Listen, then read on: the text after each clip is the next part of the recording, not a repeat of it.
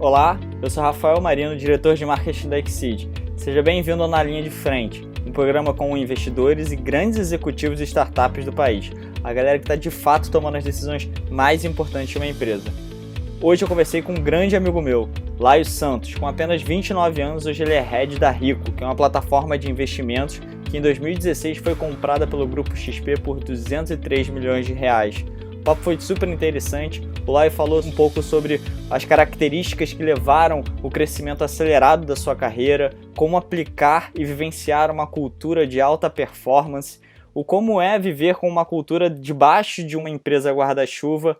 Bem, isso muito mais. Conversamos sobre investimentos, o que mudou de 2019 para cá, o que de agora em diante deve acontecer no mercado. Bem, espero que você goste desse episódio. Aproveite. Laio, super prazer ter você aqui. Estamos também aqui contando com a participação do Marcos Fernandes, que é nosso executivo de conta. Vou tentar dar um briefing aí, depois eu peço para você apresentar um pouquinho mais sobre você. O Laio, eu tenho a honra de conhecer o Laio desde pequeno, a gente estudou no mesmo colégio, sempre foi um cara ponto fora da curva, admirado pelos amigos e um baita orgulho ver a posição que o Laio vem galgando aí, a sua carreira profissional. Muitos não sabem, o Laio quase virou piloto de avião, essa é uma história interessante. E hoje em dia ele é o head da Rico, que é considerada hoje a maior gestora de investimentos independentes do país. Bem, Laio, fala um pouquinho aí sobre você. Cara, vamos lá. Eu fui um cara com 13 anos, 14 anos, extremamente nerd. Meu objetivo era hackear a escola, sabe? Tipo, cara, assim, hackear a escola deve ser um negócio bem legal. E aí eu naquele negócio de tipo, cara, eu quero, sabe, saber mais sobre internet, etc. Eu ganhei minha primeira graninha ali, que era muito pouco, mas era legal, que era para descobrir erro no Windows, né? E aí você ganha uma grana se você descobre bug. Então, para quem fica na frente do computador o dia inteiro, né, e faz uma grana, faz todo sentido descobrir um bug. Eu evoluí um pouco desse mundo do computador. Meu pai trabalhou por muitos anos numa multinacional que chama Oracle, né, que enfim, uma das maiores empresas aí, foi pioneira na parte de banco de dados no mundo. E ele trabalhou por muitos anos nessa empresa. E, eu vi como meu pai, enfim, saiu do interior do Brasil. Meu pai, é mó guerreiro, foi o primeiro cara na faculdade. Então eu vi aquilo como muito uma progressão, sabe? Ele se mudou, viveu em várias cidades, viveu em vários lugares do mundo. Conseguir, enfim, aprender mais, evoluir mais enfim, tecnologia de uma forma geral é um negócio que evolui duas vezes, evolui muito sempre e é um negócio que você não consegue parar de ver evolução. Então, naquele momento, eu me via muito como uma figura que iria replicar ali o que meu pai fazia. Assim, eu tinha até mais paixão por computador do que ele, na verdade, né? Para ele era muito mais o negócio, ele trabalhava, ele gostava da empresa, mas o negócio do computador para ele era fazer parte do trabalho. Para mim era muito a vibe ficar madrugando, cara, em fórum, tirando dúvida de pessoas. E aí eu ganhava uma outra graninha que era configurando o computador dos outros. Aí, eu ia com meus amigos na loja e tal, montava o computador. Eu evoluí disso para uma aversão a isso, porque eu perdi muito tempo da minha vida, na minha visão, naquela época, no computador. E aí eu passei a fazer mais esportes, enfim, e voltei para o computador por outro motivo, porque eu queria ser piloto. E aí é uma forma de você aprender, o Flight Simulator, né? Que muita gente vai lá e instala o jogo, o cara vai, decola com qualquer avião e derruba o avião. Ele pode evoluir para uma experiência que seja uma experiência simulada da realidade. Enfim, aí eu ficava em casa, lendo o manual do Airbus lá, muito louco, tentando virar um piloto de avião. E aí estudei para piloto privado, fiquei estudando meteorologia, um monte de coisa muito louca, muito jovem. E aí fiquei mais 2 anos enfiado no computador. Aí foi quando eu fui fazer intercâmbio na Inglaterra. E nesse intercâmbio na Inglaterra eu fui para noitada 52 noites seguidas. Então, assim, para dizer como a minha cabeça mudou. E aí minha cabeça dali nunca mais foi a mesma.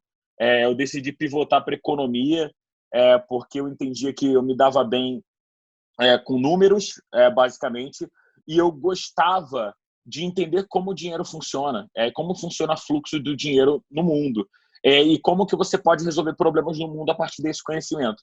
Então, assim, esses fundamentos foram o que me levaram na volta da Inglaterra a escolher fazer economia na faculdade.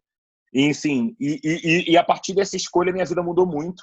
Foi assim que foi através da faculdade que eu comecei a estagiar na XP. Enfim, o Grupo XP é bem conhecido por ter sido bastante pioneiro nas iniciativas de melhorar a vida do investidor, né? Enfim, tem muito player que melhora a vida do crédito, que melhora a vida do cartão, que melhora outras partes do mercado financeiro para o cliente, e a gente ficava focado muito no investimento. Naquela época, ninguém conhecia a empresa que eu trabalhava. Na verdade, muita gente indo para as empresas mais famosas, sempre as empresas de sempre. Enfim, você deve conhecer um pouco do que era estar no Rio e optar por trabalhar numa empresa e optar por um estágio. Eu caí na XP porque eu era cliente e gostava da empresa e me identifiquei. E desde lá eu não deixei, essa identificação nunca saiu de mim. É o grupo que eu conheço, só trabalhei praticamente na XP, né? Trabalhei metade de um dia numa outra empresa no meio da minha trajetória, enfim, longa história, mas estou desde lá aí fazendo quase 10 anos aí de grupo. Super interessante, cara. Quer dizer que uma noitada na Inglaterra e uma série de noitadas pode mudar a vida do Laio. Agora, Mudaram a minha vida. Agora, deixa eu te perguntar, Laio, você também tem uma trajetória, acho que desde sempre já, diferente, que foi, você largou a faculdade para focar, né, no trabalho, na XP, e isso deve ter sido bem difícil para você deve ter tido vários anseios, medos, principalmente nesse mercado que é um mercado super agressivo, que valoriza bastante a escola que está por trás. Muitas empresas, principalmente em estágio, requerem CR altos. Para você, às vezes, ocupar alguma vaga, você tem que demonstrar o seu currículo. Como é que foi tomar essa decisão? Por quê? Seus medos e anseios, o que você acha sobre isso hoje em dia? Eu tomei essa decisão, eu acho que encarando de uma forma muito mais tranquila do que a maioria das pessoas ao meu redor considerariam o tamanho da decisão. Muito porque eu sou um cara muito da prática e muito menos da teoria. Eu não sou eu não sou um cara que gosto muito de aprofundar em toda a poesia sobre um assunto.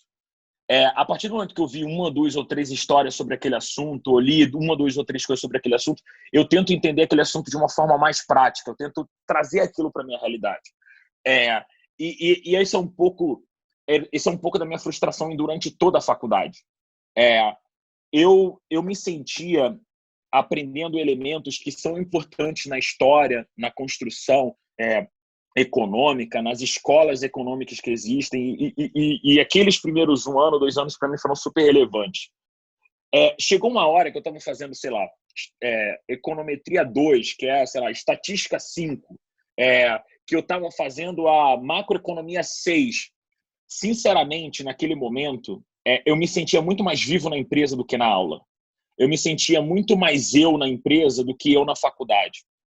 Então, o que me levou a essa decisão foi uma jornada. E essa jornada começou 2 anos antes. Eu optei por dedicar muitas horas da minha vida à empresa, muito mais do que... enfim, você acompanhou um pouco aquele período. Ninguém me encontrou por 2 anos. Mais ou menos isso. Eu decidi que se o estágio pode durar 6 horas, 8 horas, não importava muito isso. O que me importava é que eu encontrei um lugar onde tudo que eu aprendia, eu conseguia gerar de uma forma prática um valor, aprender o resultado daquilo e conseguir ter voz, mesmo que eu fosse estagiário na época, para conseguir implementar de uma forma mais abrangente. 6 meses depois, eu me via treinando as pessoas sobre investimentos que entravam na empresa. Então, lá o RH fazia um dia lá que a gente recebia todo mundo, e nesse dia estava eu dizendo para as pessoas, falando sobre produtos de investimento. Muito porque quando você se interessa muito pela prática de algo, você quer alinhar a teoria e você quer se aprofundar a teoria para melhorar como consequência a prática daquilo que você faz. Então eu estudava sobre o assunto, mas eu me especializei nessas aulas na faculdade que eram mais financeiras, e as aulas econômicas elas foram perdendo muito valor para mim, porque eu decidi ficar de manhã, de tarde, de noite na empresa.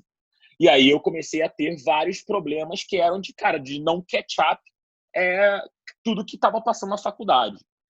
Isso se arrastou por um ano, então eu diminuí a minha grade da faculdade, aumentei o tempo que eu ia concluir, e foi essa decisão no ano anterior que me fez tomar a decisão final.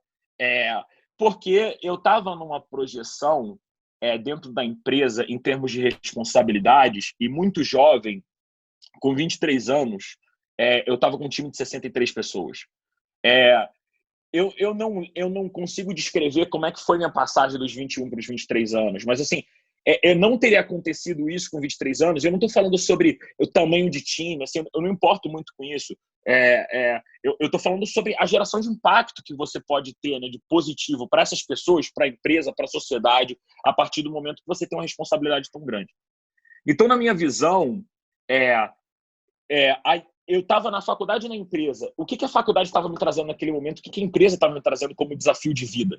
E o que eu estava aprendendo? O que eu estava vivendo todo dia? Que estava me ensinando todo dia? E ao invés de eu aprender o que aconteceu em 1940, eu passei a ficar viciado no que eu poderia aprender lá em 2012, 2013. E aí tudo aconteceu para que a empresa fosse para São Paulo. E aí eu tinha que tomar uma decisão. Eu não tinha uma filial em São Paulo da minha faculdade. O meu diretor da faculdade acabou não topando da gente fazer aula à distância, ou eu ter qualquer método que eu pudesse fazer prova no Rio e voltasse. A gente não conseguiu combinar, isso ficou adiado. Enfim, em dado momento eu realizei, olha, eu não vou conseguir, ou eu vou para São Paulo ou eu não vou para São Paulo. E eu falei, olha, a minha vida mudou nos últimos 3 anos, e mudou muito mais por causa do meu trabalho do que pela minha faculdade. Eu considero que eu aprendi muito mais em 12 meses de trabalho do que eu aprendi nos 3 anos que eu tinha de faculdade. E para mim, faz muito sentido eu viver essa jornada. E a faculdade é completo. Então, para mim, eu escolhi a faculdade, um pouco a faculdade da vida, né? E fui para o trabalho e mergulhei no trabalho desde lá. Sensacional. Existem muitas pessoas hoje em dia que defendem que a faculdade não é, né, o grande ensino, que está bem defasado, principalmente para algumas áreas, como, por exemplo, a marketing, que não te prepara o suficiente para o mundo dos negócios de hoje, para o caso seu de economia, mas eu acho que o principal ponto é o que você falou, como chegar e pensar em agregar valor todo dia. Lá, você tem, se eu não me engano, 28, 29 anos? Fiz 29 mês passado. 29 anos, com 23 anos já ocupava a posição de liderança aí de 63 pessoas. Você foi do Rio para São Paulo, de São Paulo para Nova York, de Nova York para Miami, e hoje em dia, com 29 anos, é o head da Rico.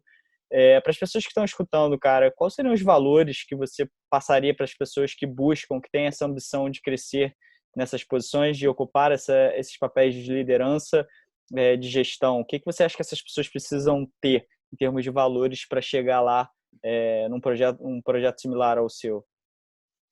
Perguntou no dia certo. Eu falei sobre isso hoje. Hoje eu estava falando com um dos nossos times exatamente sobre isso. Vamos lá. Eu acho que existem algumas características. Eu acho que cultura é um negócio muito forte. Cultura é um negócio que te absorve e te expele. E quando você tem cultura de fato, é importante que você saiba quais são aquelas pessoas que existem maior probabilidade de conseguir encaixar e conseguir fazer ela crescer, porque a cultura evolui também. Existem pessoas que navegam mais. Elas conseguem surfar tranquilas, às vezes, sem saber se vir uma tempestade, mas elas estão ali durante o processo de navegação, elas estão evoluindo, aprendendo, etc. Mas as pessoas mais diferentes que eu já vi, elas têm uma característica que é a seguinte: elas querem garantir, tá, que a todo tempo elas estejam atentas e que a todo tempo elas estejam tentando dominar mais daquilo. Então, vou dar um exemplo prático.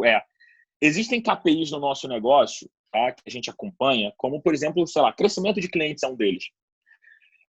Se você observa que você abre, sei lá, 70 mil contas por mês, que é um número incrível, você ajudar mais 70 mil pessoas todo mês. Mas se você pega isso, tá? E você deixa no automático, a empresa continua crescendo, as coisas vão acontecendo, mas existem pessoas que olham esse KPI e falam assim, cara, como é que isso pode crescer? Como é que eu posso tornar possível eu mexer mais nisso, eu ter mais controle sobre o que acontece aqui no meu resultado? E as pessoas que elas têm esse diferencial, elas se precisa estudar, elas estudam mais. Se precisa perder um final de semana, elas perdem. Se precisa se dedicar, elas se dedicam. Se precisa juntar o time todo e precisa unir todo mundo em cima de um propósito, elas unem, porque meio que elas não aceitam só navegar o status quo. E aí, essa é uma característica que eu divido muito, que dá muito certo no nosso grupo. São as pessoas que falam assim, pô, muito legal o que vocês fazem, sabe? Mas eu acho que podem melhorar. E essa pessoa ela não pode ter outra característica, que é a característica de ser o reclamão. Cara, a última coisa que eu preciso hoje é contratar um reclamão. Porque, assim, de problemas, a gente precisa passar o dia definindo como a gente vai solucionar problemas, como a gente vai abrir novas frentes. E se tem uma certeza, né? Eu falo um pouco sobre isso. Se você quando você contrata, você está guessing, né? Você está tentando saber quem é essa pessoa. Quando você demite, você sabe o que você está fazendo. Demitir é muita certeza. E uma das coisas que mais me inclina a dificultar o meu progresso de desenvolvimento de uma pessoa que esteja trabalhando comigo é quando ela, ao invés de usar toda aquela logística, ela observa tudo, ela acompanha tudo. Ela poderia usar tudo isso como um artifício para que ela gerasse valor, porque ela percebe os gaps do business, isso é uma qualidade. Agora, você perceber o gap e não querer preencher é um defeito. Porque, assim, de gap, eu sei que a gente tem um monte, a gente sempre vai ter um monte. Porque a gente vai encontrando, os gaps a gente vai encontrando a cada dia. Assim, há um ano atrás, a nossa empresa era completamente diferente do que é hoje. Daqui a um ano, ela vai ser ainda melhor do que ela é hoje. E a gente vai olhar para trás e vai falar, caramba, quantos gaps a gente fechou. Para fechar gaps, você precisa de fechadores de gap. Essas pessoas garantem que elas não vão deixar um gap aberto. Então, assim, essa é a primeira característica. A segunda é a humildade. Se a pessoa tem essa característica, é muito, muito fácil de você chegar no mercado financeiro, você ter essa característica, você começar a implementar seu trabalho, as pessoas gostam do seu trabalho, você começa a ser reconhecido, e aquela coisa se torna uma coisa venenosa, na cabeça, né, das pessoas. A pessoa ali, em 2 ou 3 anos, ela tá assim, cara, mas assim, fulano é ruim, fulano não sabe, assim, e tá tudo muito ruim em volta dela. E quando você vai perceber, ou isso vem muito de humildade, ou isso vem de uma dificuldade em se comunicar. Então, pessoas boas também tendem a conseguir desenvolver sua capacidade de comunicação com pares, líderes, liderados. Comunicação é um negócio que, para mim, é um dos meus maiores defeitos. E, assim, comunicação, eu sou obsesso com melhorar minha comunicação. Esse é um assunto que está em pauta aí nos últimos 2 meses com o time todo, e todo mundo ouviu a comunicação sair da minha boca, porque todo momento eu preciso garantir que a comunicação na empresa esteja cristalina, e pessoas que reclamam ou pessoas que não são humildes dificultam a comunicação, porque elas criam ruídos. Então, se você vai levar um ponto para uma pessoa e aí você leva esse ponto de uma forma simples, essa pessoa leva o ponto para baixo com uma reclamação, já talvez tenha virado um outro ponto. Já não é uma linha direta, já não é um canal eficiente de comunicação que você tem por aquela pessoa, ela está adicionando um contexto negativo a tudo que ela toca. Então, humildade, essa obsessividadezinha, assim, esse lado a mais de, cara, não tem, sabe, muito que me impede, sabe? Eu vou lá e faço. O terceiro ponto é que as pessoas aprendem rápido. A pessoa, ela não tem... Assim, eu não sou aquela pessoa que olha, cara, putz, isso aqui a gente viajou para a China agora em janeiro, e aí muitas vezes acontecia, não, essa pessoa aqui é o campeão mundial de inteligência artificial. Assim, eu acho fantástico, assim, essas mentes brilhantes, eu acho fantástico, e tem um baita valor conhecer todas as pessoas. Mas eu gosto muito de pessoas que estão disponíveis a aprender rápido com mente aberta. Por quê? Porque essas pessoas, elas conseguem absorver conceitos que não estão em tantos livros. A vida de cada pessoa, ela não vai ser resolvida porque você leu os mesmos livros que o teu ídolo.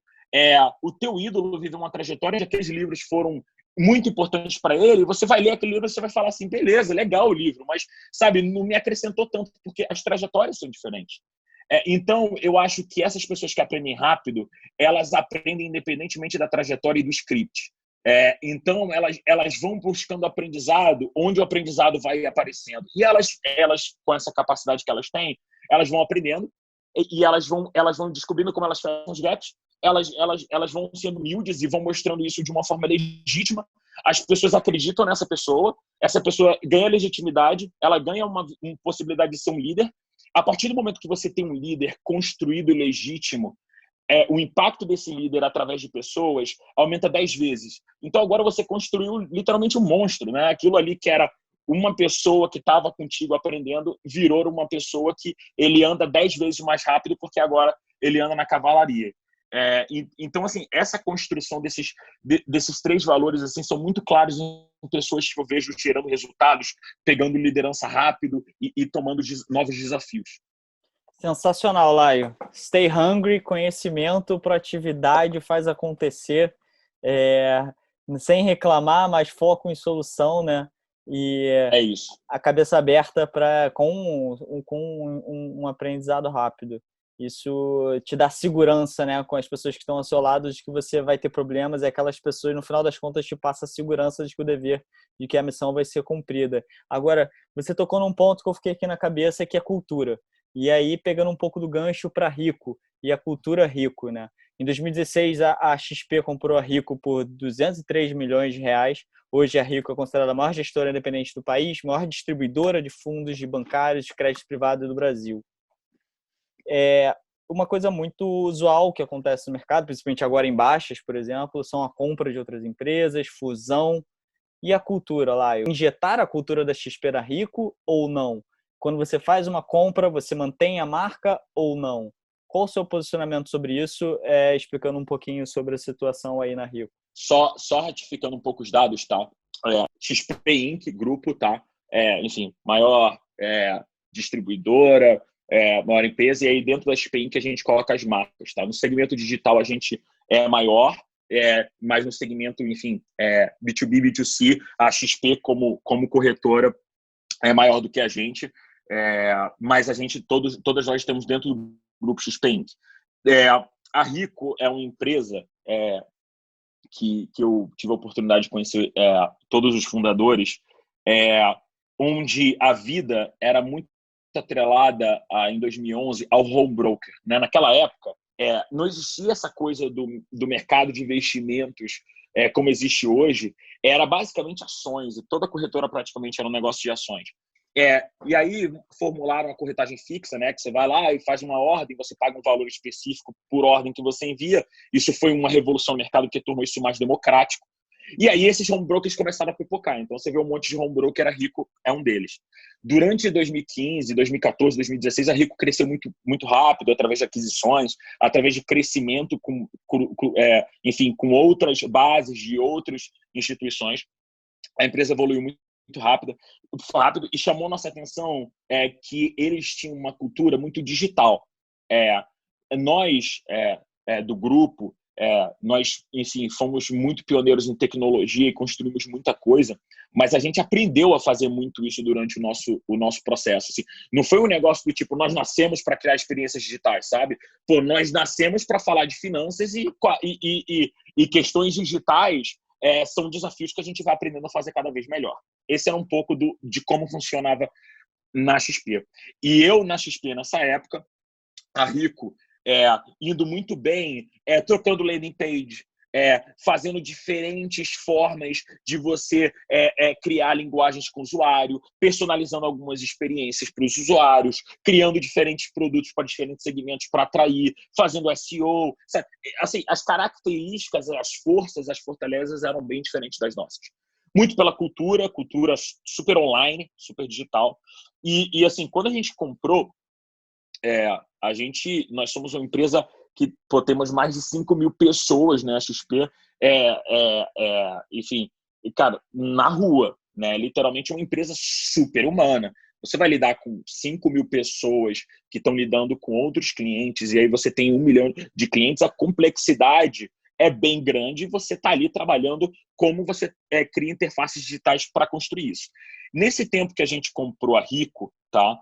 A gente utilizou muito das nossas estratégias de sucesso que a gente teve na XP, muito do que funcionou muito na casa, mas a gente manteve não só uma boa parte do time, a gente manteve várias essências da cultura da Rico, então, marca, linguagem, como que a marca se expressa, o nosso brand book que a gente trabalha é um brand book que foi gerado lá em 2015, sabe? Tipo, a gente não mudou a forma como a empresa lida com o público, né? A gente conseguiu, óbvio, por uma questão de a gente ter toda essa uma questão de saúde financeira e punch, a gente fez campanhas publicitárias mais fortes com Neymar, etc. e tal. Então a gente conseguiu alavancar a Rico em termos de exposição, né? Isso a gente fez muito nos primeiros anos, nos primeiros meses que a gente fez a aquisição, manteve a marca.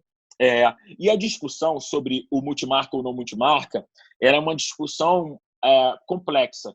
Na nossa visão, tá? Existe um mercado de investimentos antigo. Eu acho que a XP foi muito, muito, muito vitoriosa com a estratégia.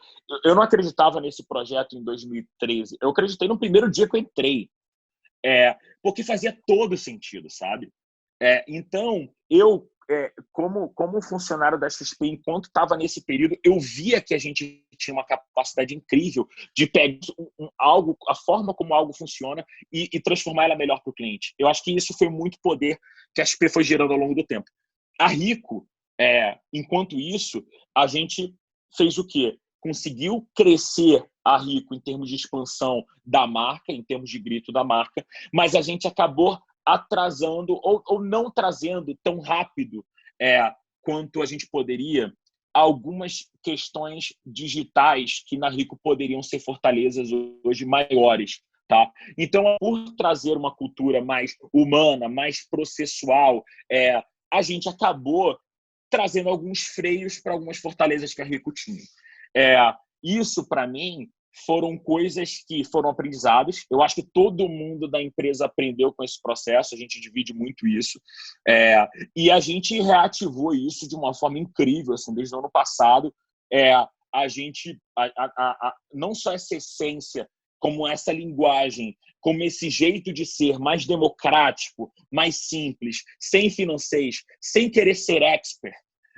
A gente quer que o cliente ligue para a gente e sinta que a gente é tipo um amigo dele. Sabe aquele amigo que sabe de finanças que você tem? Você liga pro cara e fala assim, pô, cara, o que eu poderia fazer, sabe? Onde eu poderia investir? Cara, aquele cara responde numa simplicidade, sabe? Tomando uma cerveja com você.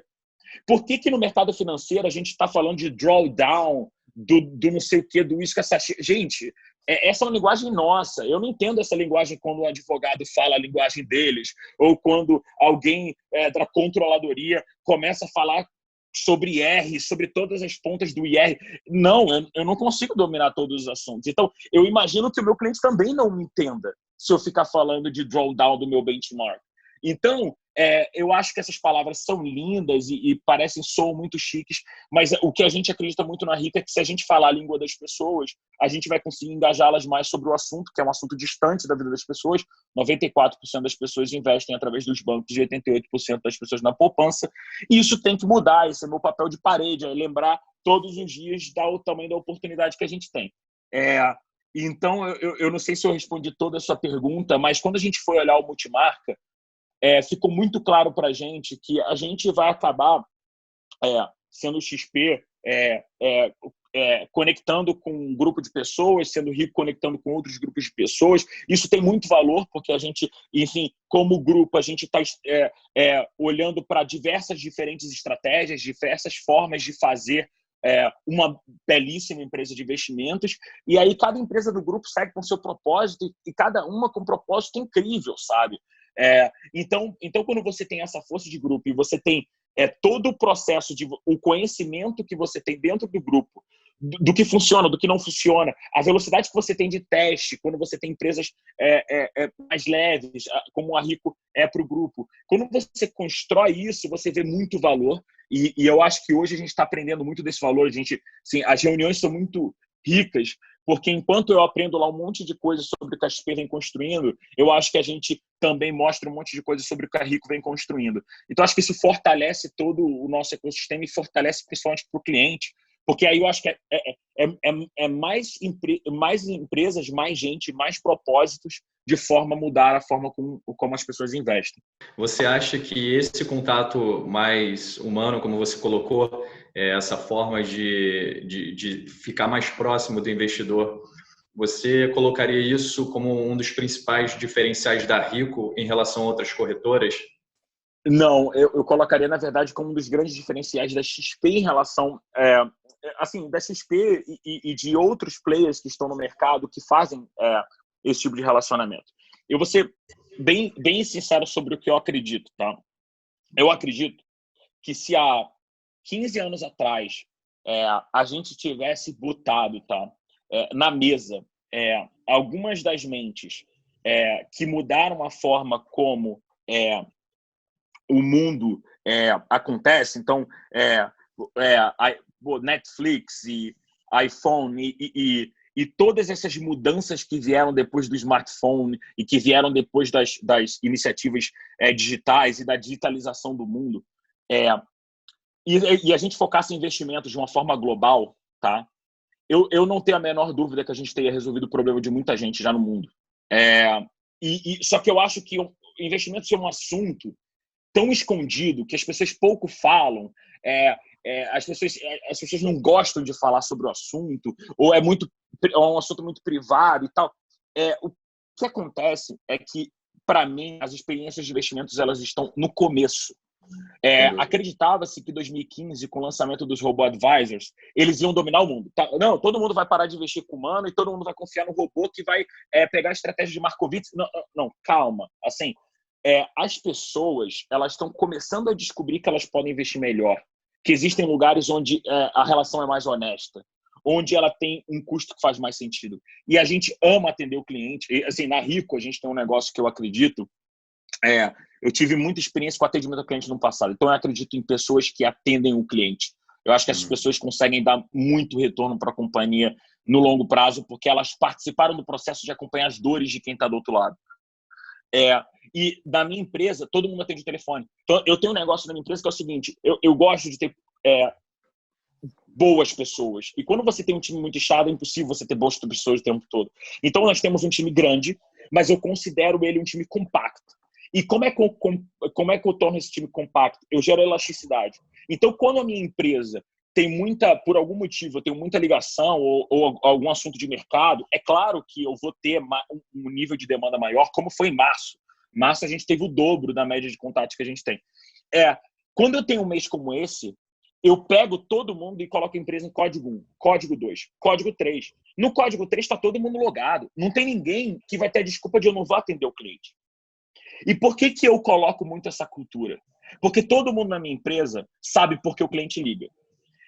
Na minha visão, quando o cliente liga e quando ele precisa de ajuda, a gente cometeu algum erro. Na grande maioria das vezes, isso acontece porque a nossa experiência não foi... Se a nossa experiência estivesse impecável, aquela ligação não ocorreria. Essa é a minha visão. Eu não acho que ninguém chega no meio da tarde agora, deixa eu pegar o telefone aqui e ligar para o meu banco, sabe?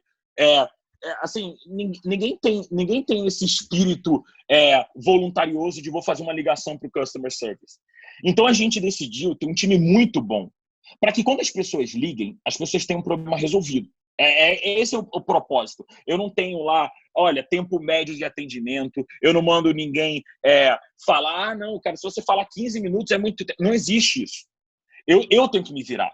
Aquele assunto vai durar com o cliente o quanto tiver que durar. Aquele cliente precisa de ajuda. Perfeito?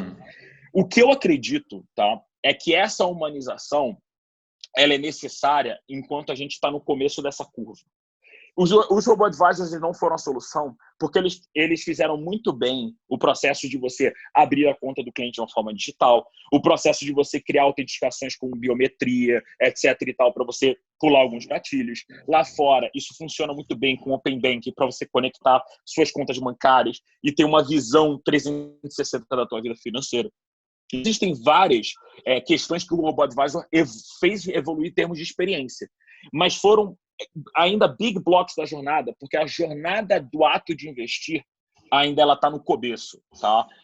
E aí é onde, para mim, existe o maior valor e onde eu vejo que faz mais sentido investir tempo. Então, ao invés de investir tempo na execução de um produto ou na forma como aquilo funciona, na minha ligação com a bolsa, eu vejo o nosso grupo fazendo isso muito bem já. Mas eu vejo que a gente pode melhorar muito, assim como o mercado de uma forma geral, em criar experiências cada vez mais incríveis. Então, não só isso, como a gente tem hoje na Rico, todo o nosso atendimento é personalizado. Então, eu tenho personas internas. Essas personas, elas têm diferentes situações de vida. Então, uma pessoa saiu da poupança agora, uma outra pessoa é o trader. Essas pessoas que atendem essas pessoas, elas escolheram atender essas pessoas, elas se identificam. Essas pessoas, elas se conectam com esses clientes através de Telegram, podcast. Então, existe uma integração das pessoas que atendem os clientes com o próprio cliente de uma forma comercial, porque essas pessoas, enfim, são muito boas, eu acredito muito no potencial delas de se comunicar com o cliente também de forma ativa. Mas, de novo, eu estou fazendo isso através de Telegram, WhatsApp, eu estou fazendo isso através de pacotes de subscription, eu estou fazendo isso através de serviços adicionais, eu estou fazendo isso através de educação financeira, eu estou fazendo através de N formas que eu consigo construir, que eu consigo trazer uma humanização, porque quem está do outro lado da tela normalmente é humano, mas eu estou usando uma forma mais escalável de entregar aquele valor. E a ideia a gente aprende muito disso no mundo, fora das nossas experiências de app e portal, e eu vou aprendendo com essas experiências, eu vou colocando nas experiências dos clientes. Então, enfim, essas são formas que a gente vai trazendo para trazer agilidade para a empresa. A gente tem um projeto muito grande que a gente está passando, que a gente está reconstruindo todo o nosso core tecnológico. A gente quer, performance, escala, avião. A gente quer ter milhões de clientes, a gente quer ajudar milhões de pessoas, esse é o nosso propósito. E para ter a capacidade de fazer isso, você precisa escalar o teu sistema core. Então, enquanto a gente está nesse projeto, a gente faz vários experimentos e quando a gente tem certeza de que aquilo resolve um problema que só a humanização resolveria antes, a gente vai lá e acopla na experiência do cliente. E assim, a gente tem sido muito bem sucedido. E eu acho que personalização é um caminho, os algoritmos são um caminho, você usar data science para encontrar clusters de clientes comuns é um caminho, você criar community management é um caminho. Então enfim, você vai criando caminhos para que você consiga deixar o cliente confortável, mesmo sem que você precise ter uma humanização one-on-one. Tá certo. Obrigado, Laio. E aproveitando esse tema que a gente abordou da curva do número de investidores subindo, né? A gente vê hoje o crescimento do número de investidores pessoa física. Se a gente pegar aí do ano de 2011 até o ano passado, 2019, foi um número de um aumento de 187% do número de CPFs na Bolsa. E esse crescimento foi especialmente significativo do ano de 18 para 19, né, que o número de investidores quase dobrou. E a minha pergunta o que a Rico tem feito para se beneficiar desse crescimento do número de investidores pessoa física? Como que vocês estão surfando essa onda? Por natureza, a Rico é uma empresa que veio muito do histórico de ações. Então, é claro que a gente faz parte desse crescimento. Parte desse crescimento, ele vem eu acho, de alguns específicos grandes atributos. As pessoas que não investem. Então, imagino que eu invisto na Rico, eu tenho uma grana na Rico, eu estou investindo há 2 anos.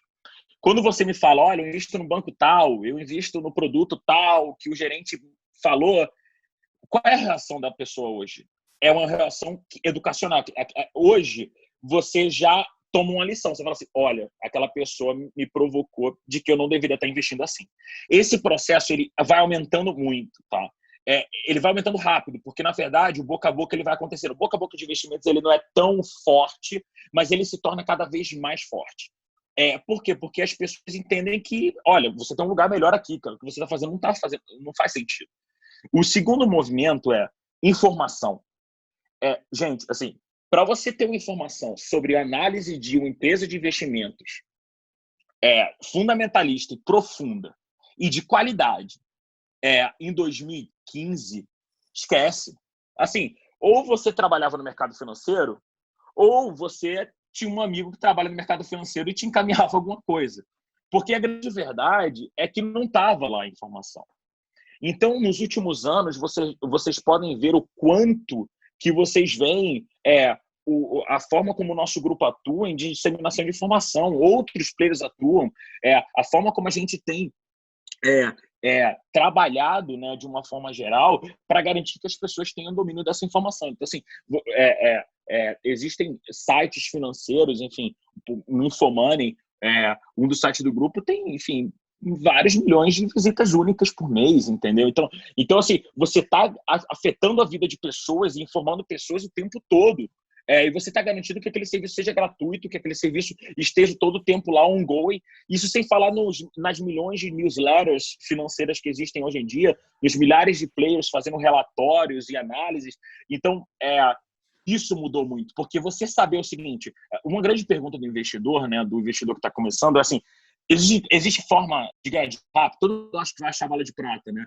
Não existe bala de prata, né? Podem te vender como bala de prata, não é bala de prata. Assim. Você sair do produto ruim no seu banco e você ir para uma corretora e investir num produto, num fundo taxa zero, num tesouro, e você só fazer essa troca, não é uma questão de que existe uma bala de prata aqui. A mecânica de investimentos que a gente faz é simples, tanto que a gente cobra zero. Assim, eu tenho um fundo que eu cobro zero do cliente. O cliente é taxa zero e o fundo é zero. Então, assim, eu não ganho nada. É zero. Porque a gente não fez muita coisa. Então, a gente tem que... assim, a gente cobra quando a gente agrega valor, né? É um pouco essa visão. E aí, se você olhar o mecanismo, as pessoas não precisam da bala de prata. Isso é o que eu digo, que é você ter a bicicleta de rodinha. Quando você não sabe andar de bicicleta, você bota a rodinha. Sai da onde você está. Sai do teu banco. Vai lá, abre uma conta numa corretora que você confie, abre a conta na Rico. E aí, você vai lá, abre a conta e você investe num tesouro direto num fundo como esse, tá? E você vai investir muito melhor, você vai pagar muito menos taxa, você vai ter um relatório muito mais claro de quanto você está ganhando, você vai ser um vitorioso em relação à poupança no D1. Basta essa atitude dura, você não vai passar mais de meia hora no todo o processo. E aí, eu acho que no Brasil o que aconteceu é o seguinte, apesar da gente não ter tantas pessoas na Bolsa, nos últimos anos, existem muitos investidores que estavam no mundo do tesouro direto, que estavam no mundo de aprender a investir no fundo de investimento de renda fixa, um fundo mais seguro. Então, assim, você não tinha tantos CPFs na Bolsa ativos, mas você já tinha um estoque grande de pessoas começando a investir de uma forma diferente. E aí eu acho que quando a Bolsa começa a subir, né, alguns anos atrás, vocês lembram do Bitcoin, né? Você ia... literalmente, assim, em qualquer lugar, alguém te perguntava assim, e aí, cara, tudo bem? Você trabalha com mercado financeiro, né? E aí, compra o Bitcoin ou não? Quando, assim, a Bolsa Brasileira subindo como estava, né, consistentemente, e atingindo lá recordes de pontos, gera uma sensação para as pessoas de euforia, que é aquela sensação do tipo assim, olha, preciso participar desses ganhos também. Então, isso aumenta a taxa de entrantes na Bolsa, porque as pessoas elas vão vendo que elas vão conseguindo gerar um alfa, ou seja, um rendimento maior, se elas conseguirem tomar agora investimentos com ações. Mas esse processo é um processo natural. Nós temos aí 1% dos brasileiros com CPF na Bolsa. Assim, é uma coisa que assim, não faz sentido nenhum se você olhar para países desenvolvidos como os Estados Unidos, que tem 52%. De clientes com ações, tá? De pessoas com ações. Então, assim, é completamente diferente. Então, esse patamar só vai evoluir. É por isso que a gente sabe da oportunidade que a gente tem. A gente, em termos de market share, esse mercado de o market share do mercado de investimentos é muito baixo ainda.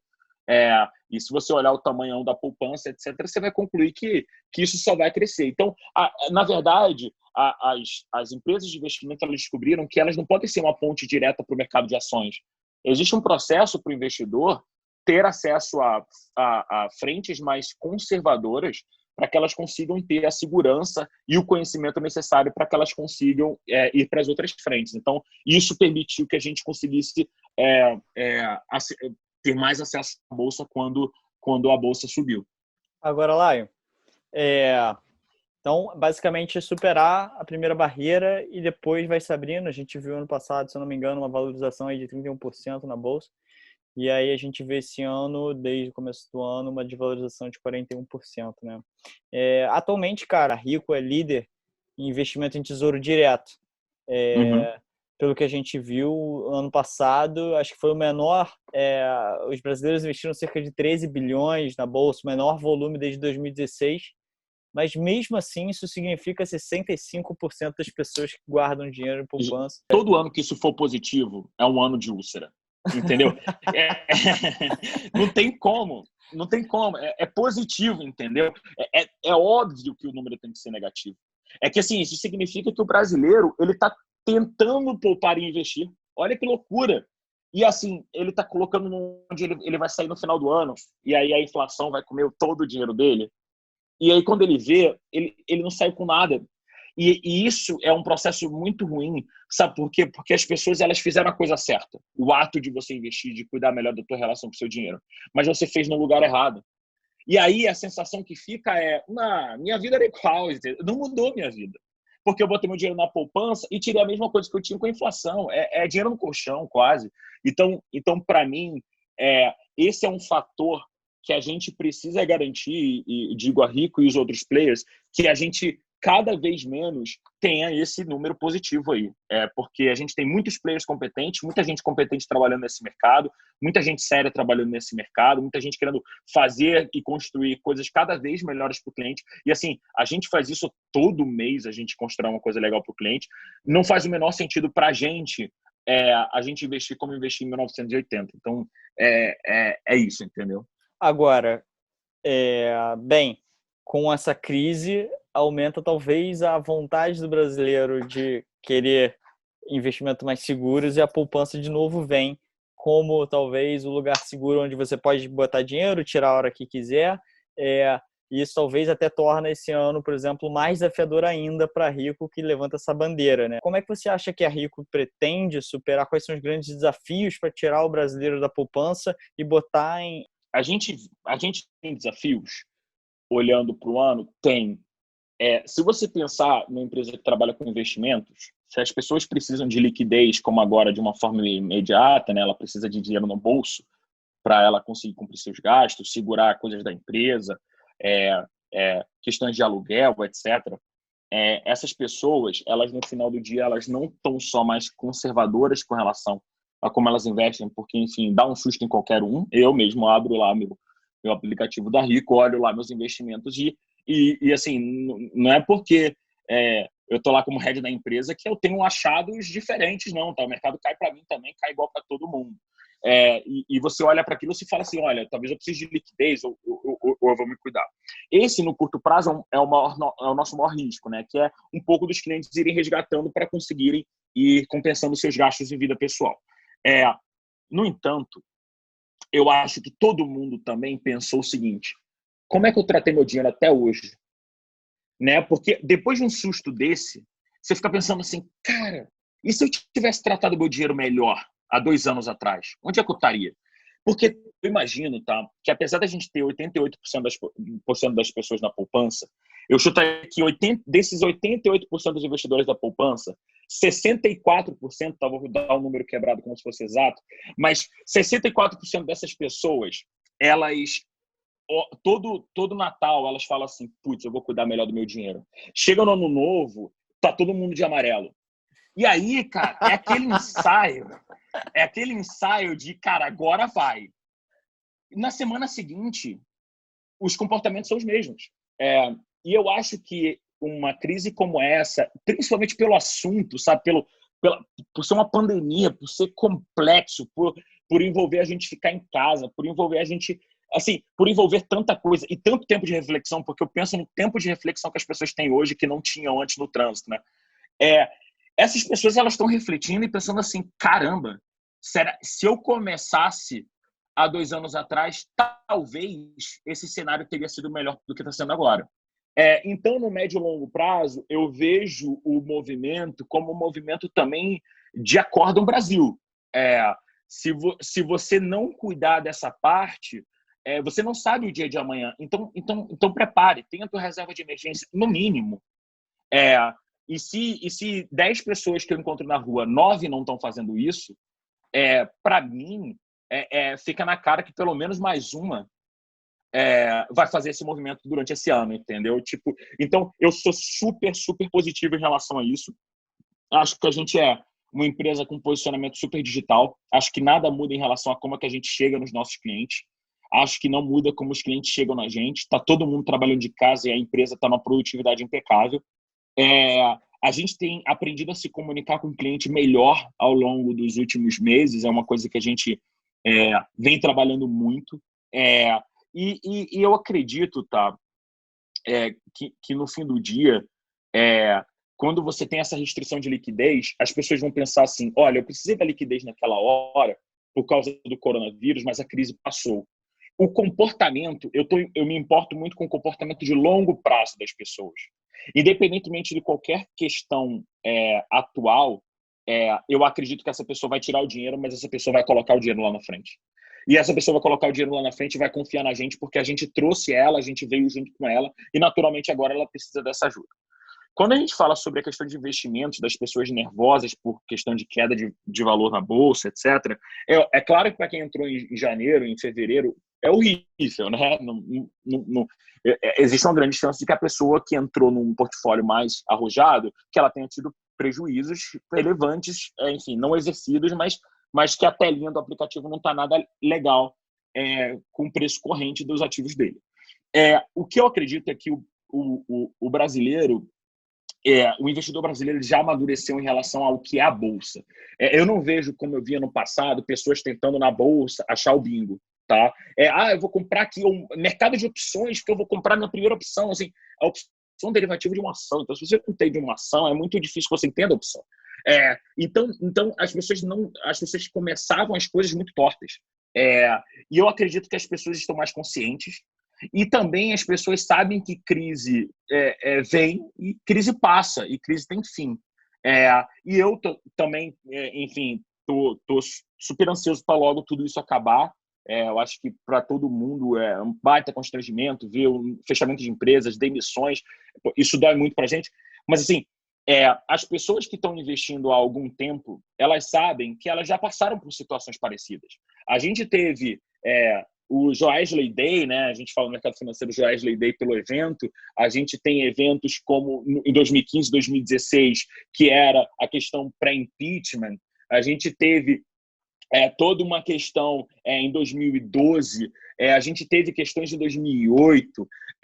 Assim, não tem nada de muito novo aqui quando a gente fala de preço dos ativos, tá? Eles caem, eles sobem, o mercado é dinâmico e, obviamente, quem pagou caro, obviamente, gera um incômodo muito grande. Tá? E eu vou falar da minha questão pessoal, tá? Como que eu invisto? Eu não consigo, durante o dia, acompanhar ações, etc., ficar lá comprando e vendendo ações o dia inteiro, acompanhando o preço dos ativos, tá? Até deixar claro, tá? Nós do mercado financeiro, nós não conseguimos fazer isso o dia inteiro porque a gente trabalha para o cliente, a gente não trabalha para cuidar do nosso portfólio. Eu confio às pessoas, aos gestores, né? Enfim, as gestores que estão no nosso grupo, gestores fora do nosso grupo, que, enfim, são pessoas super competentes e que cuidam de fundos de investimento que eu acredito, que tem, enfim, características de investimento que eu acredito. Enfim, invisto muito em empresas de growth, empresas que têm alto crescimento, gosto muito de investir em empresas também globais, em ter um pouco de portfólio global, etc. Então, assim, o que acontece estou perdendo dinheiro também, mas no final do dia, eu não vou sair da minha posição, eu não vou vender minha posição, porque essa crise chegou. E acredito sim que os mercados vão voltar e que no longo prazo essas coisas se resolvem. Então, se vocês olharem o comportamento do mercado, pegar uma faixa de longo prazo, sempre vai ter um ponto, vai ter um poço ali, vai ter algum lugar onde ninguém gostaria de estar, mas se você ver, depois o mercado vai retomando. Então, eu acho que o mundo vai digitalizar. Mas eu acho que, imagina o número de empresas hoje que estão encontrando alternativas digitais, né, para os seus negócios. Eu acho que isso acelera a curva de digitalização do mundo. Eu acho que é engraçado, né? Eu tô aqui no meio do Itaim, em São Paulo, e a gente estava dormindo ontem, e aí a gente comentou, né? Tipo, tinha barulho de passarinho e cigarro, a gente dormindo no meio de São Paulo. Eu nunca ouvi esse barulho. Então, assim, será que não é um reflexo um pouco de como a gente se comporta, né? Enfim, existem várias reflexões que a gente vai acabar fazendo durante essa crise, e eu vejo que a gente tem que olhar a crise como uma oportunidade. Então, eu acho que eu consegui apontar um downside e 8 upsides. Eu fico com 8-1. Laio, você tocou num ponto importante, né, dessa crise e de comportamentos. Como a gente tinha comentado antes, esse número de investidores novos que entraram na Bolsa de 18 para 19 foi muito grande, né, mas que dobrou. E eu queria saber qual é a sua impressão desse investidor de primeira viagem, né? O que vai acontecer com esse cara? Porque eu acho que ele já era, de repente, um cara receoso com o mercado financeiro e aí, como você mesmo comentou, a gente vinha de uma bolsa que estava subindo com uma consistência bem...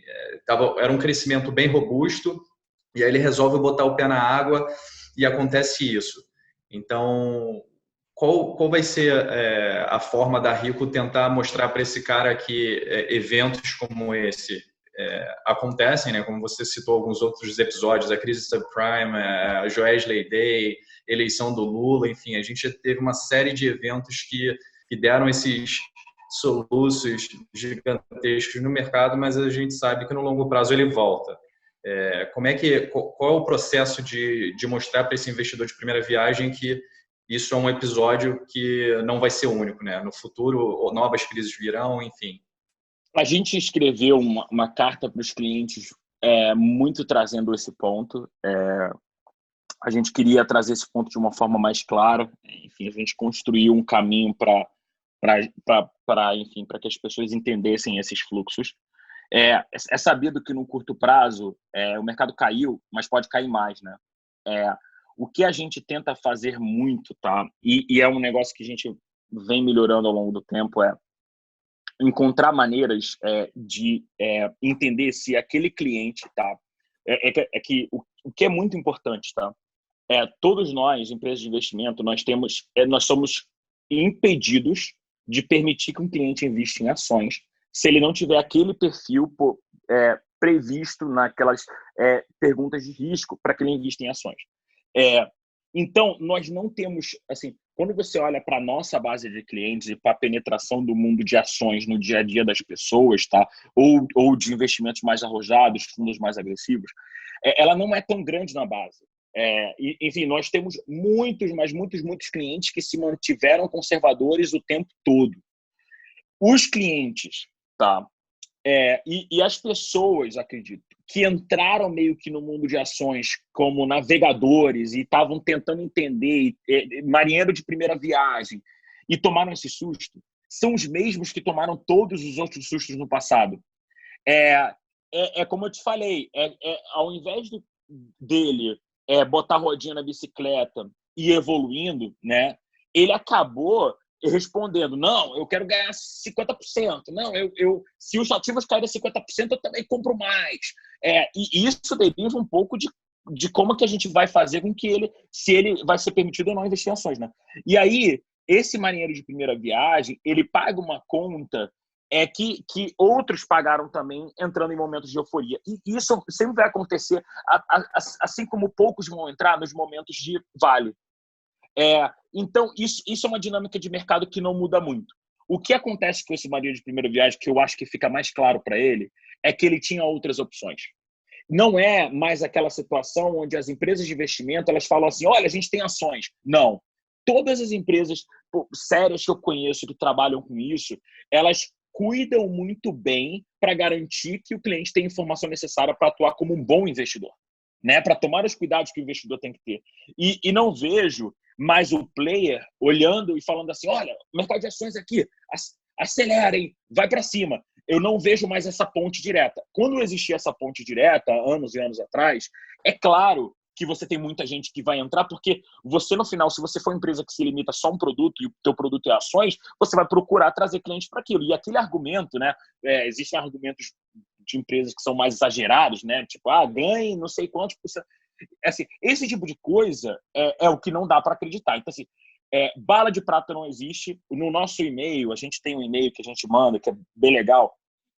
Eu mando e-mail falando da minha mãe para o cliente que é super conservador. E aí, nesse e-mail, eu falo assim, cara, minha mãe é uma pessoa super conservadora, eu tenho uma baita dificuldade de mostrar outras possibilidades para ela. E aí eu falo um pouco das características que levam minha mãe a ser assim. Então, é muito para criar uma identificação. Então, aí eu vou e conto um pouco dessa história da bicicleta, etc e tal. E isso acontece durante o onboard no cliente. Várias outras pessoas que estão na empresa conversam com o cliente, têm narrativas com o cliente para contar um pouco dessa história. Então, assim, quando a gente percebe as características desse cliente, mesmo se esse cliente tiver encontrado uma bala de prata em algum lugar do Brasil, a gente vai dizer para ele, olha, não existe bala de prata, não é assim, etc e tal. E eu, com seu perfil, faria isso, isso, isso. E a gente apresenta essa pessoa, tá? Relatórios, soluções, vídeos, aulas, cursos que nem são produzidos necessariamente pela Rico, tá? Eu plugo outras empresas como Stock Pickers, como o próprio Primo Rico, e a gente tem essa conexão para garantir que a gente continue educando investidores. Eu não acho que a gente vai educar investidores sozinhos, eu acho que é através de uma plataforma que a gente conecte pessoas com pessoas que a gente vai garantir que essas pessoas sejam educadas. Então, assim, eu não tenho muito medo de que isso seja um negócio grande, porque, na verdade, as empresas vêm cuidando muito bem do investidor. Mas é claro que alguém tomou alguma porrada, e isso pode gerar, no curto prazo, alguma pressãozinha num cluster, mas esse é um cluster pequeno, assim, eu diria, tá? Laio, nosso tempo está acabando, eu vou te fazer as últimas 2 perguntas que eu tenho aqui para você.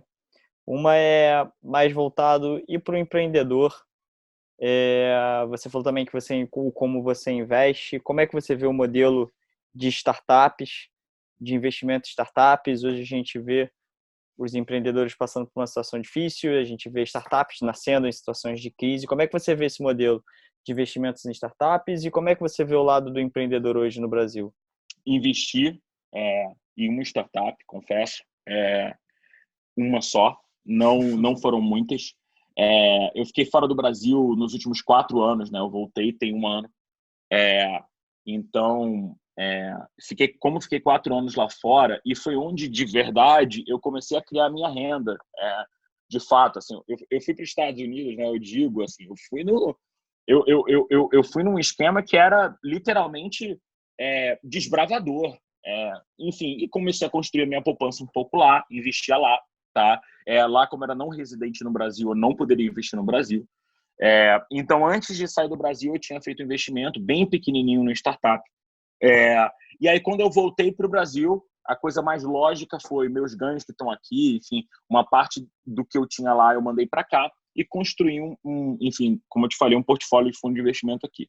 Não peguei lá na baixa da Bolsa Brasileira, mas também não peguei lá na alta, peguei ali no meio do caminho, vivi um pouco dessa euforia do ano passado, né? Era bem divertido abrir o aplicativo, e aí deixou de ser tão divertido nos últimos dias. Um pouco do processo para mim como investidor em startup, eu vejo que é um mercado, tá? Que é uma ervilha ainda no Brasil. Que tem que crescer muito e passa muito pelo nosso desafio. Se as pessoas elas tinham dificuldade de fazer investimentos que são ex o que o banco oferece, né? Como é que elas vão conseguir avançar esse estágio onde elas vão investir diretamente em um business que ainda não é um business lá, que não é empresa, né? As pessoas, Petrobras, Vale, aqueles nomes comuns que estão ali, que são as empresas sólidas, etc. Mas eu acho que se você olhar o comportamento do investidor, esses fundos de growth, né, que investem em empresas que são empresas ainda privadas, são empresas em estágio de crescimento, olha como esse mercado cresceu nos últimos anos, né? Muito.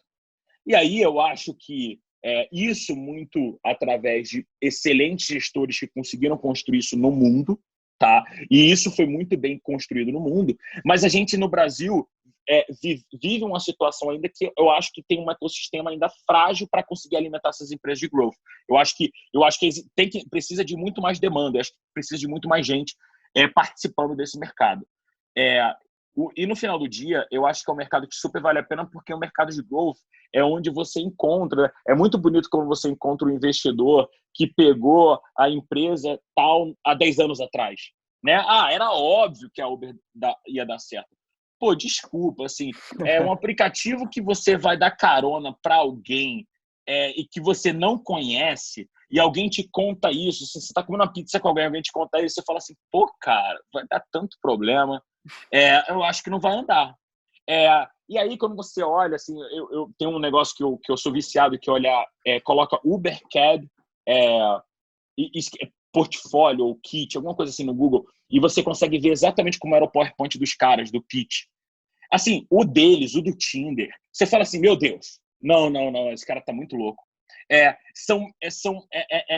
nesse processo, tá, que tá, para mim, uma habilidade muito foda de um investidor, que é reconhecer grandes empresas que vão ser grandes lá na frente em termos de resultado logo no começo. Eu acho que pessoas que têm essa característica são fantásticas, mas eu acredito que você só consegue ter essas características fazendo.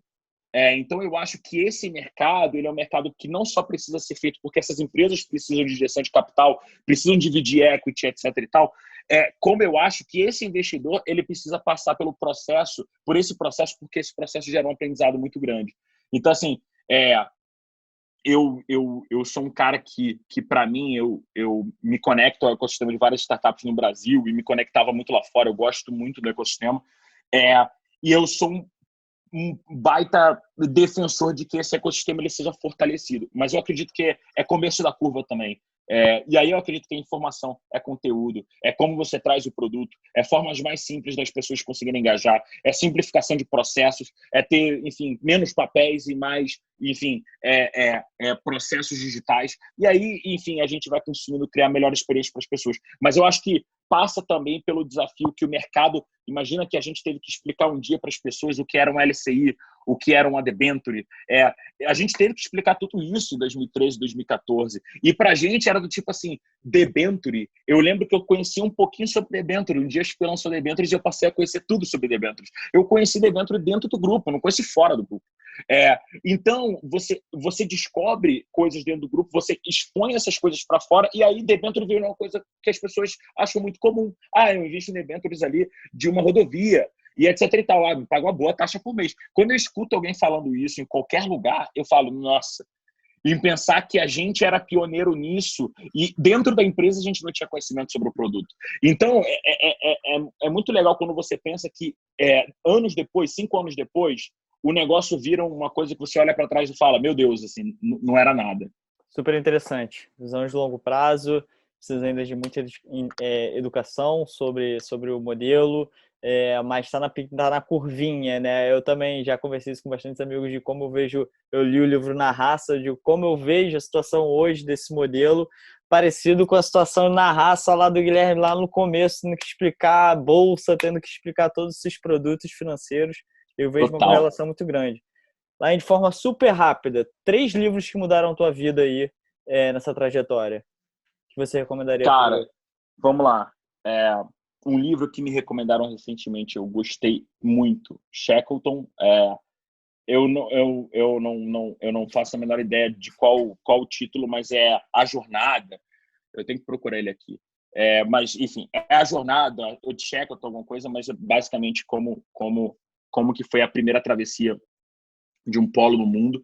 E aí fala um pouco sobre resiliência, sobre essa coisa do tipo, vai dar certo, a gente vai construir, e isso eu acho muito legal.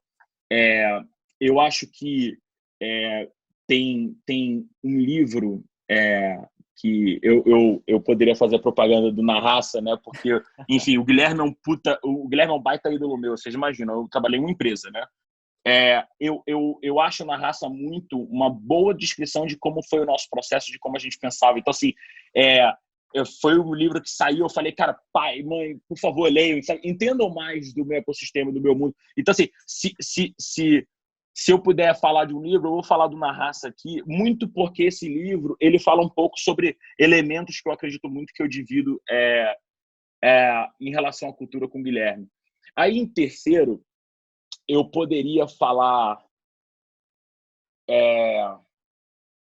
o livro The Hard Things About Hard Things, não é isso? Do Unânime. Horowitz. Esse aqui é unânime. Acho que todos eles comentaram o lado difícil das coisas difíceis do Ben Perfeito. Horowitz. É que esse livro aí, eu vou ser sincero, lembra que a gente estava falando de faculdade? Esse livro é um livro que eu gostaria de ter feito 2 anos desse livro na faculdade. Porque, assim, é uma vivência absurda. Existem capítulos que eu leio daquele livro e que ele fala assim, sobre quando você promove alguém e esse alguém não é legítimo na equipe, não sei o quê. Cara, no outro dia, alguém tá te falando alguma coisa no ouvido que você fala assim, meu Deus do céu, eu cometi o erro. E assim, você fala assim, pô, eu li, cara. Então, é um livro que você volta e fala assim, cara, não significa que ele, no livro, tentou achar o caminho certo. Isso não significa que ele está todo o tempo te dizer o que é certo. Ele está dando quais são os aprendizados dele sobre situações que ele viveu. Então, quando você vive, quando a pessoa não está tentando ser certa e está tentando te mostrar os aprendizados que teve, a chance de você ter uma abertura de possibilidades na escolha que você vai tomar é muito melhor. Então, eu nunca gostei daqueles livros do tipo, se você tem um problema tal, age assim.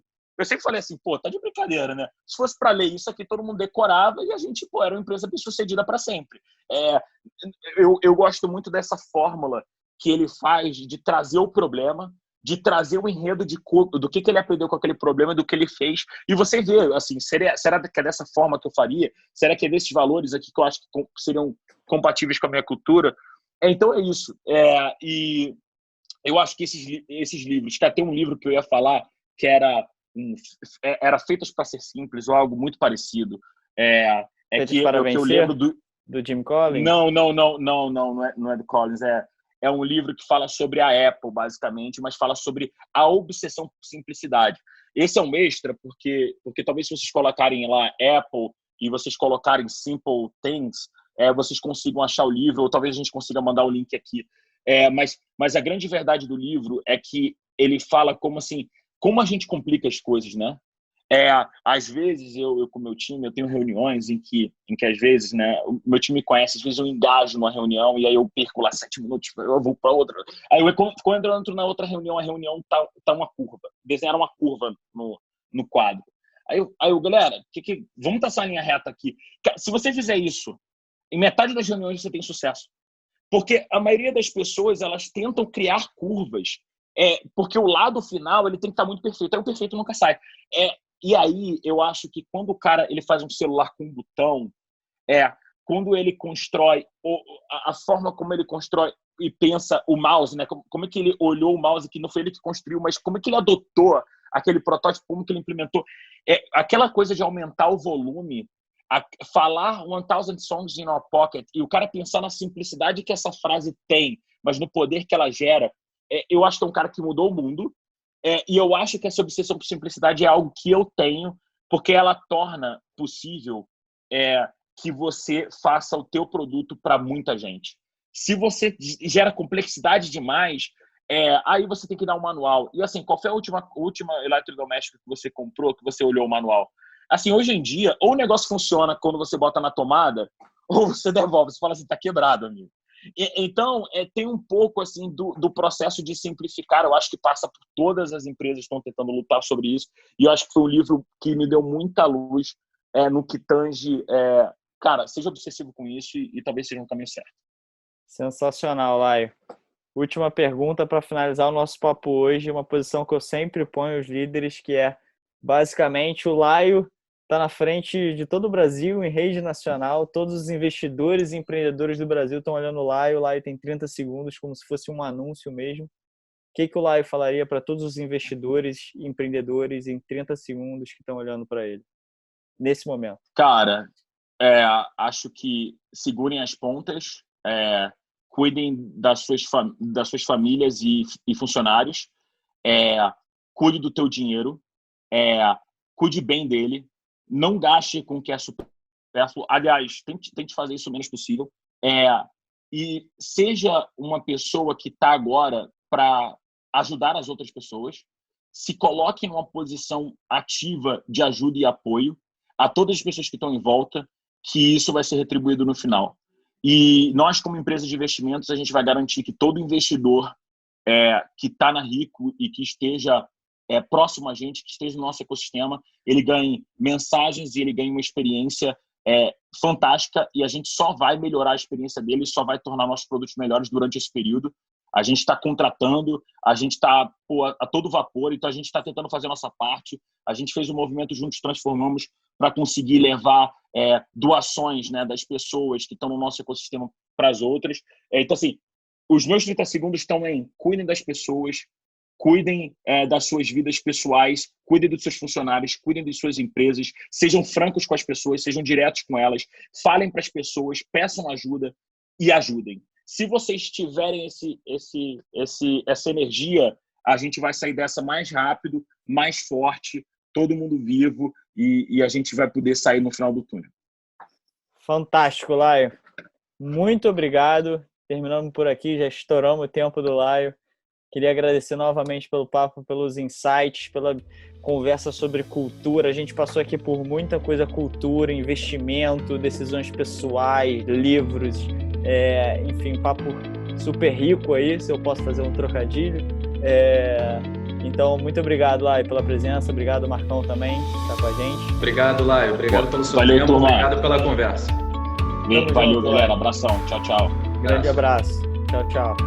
Muito obrigado por ter assistido mais um episódio na Linha de Frente. Eu gostei muito desse papo com o Laio e eu espero realmente que tenha te gerado bastante insight para suas futuras decisões. Como sempre, a gente vai botar os materiais bem aqui embaixo para você não perder nada do que foi dito, todos os livros, todas as referências, beleza? E não esquece de seguir o nosso canal não. Aperta o botãozinho de notificar e fique atento ao próximo episódio. Nos vemos em breve.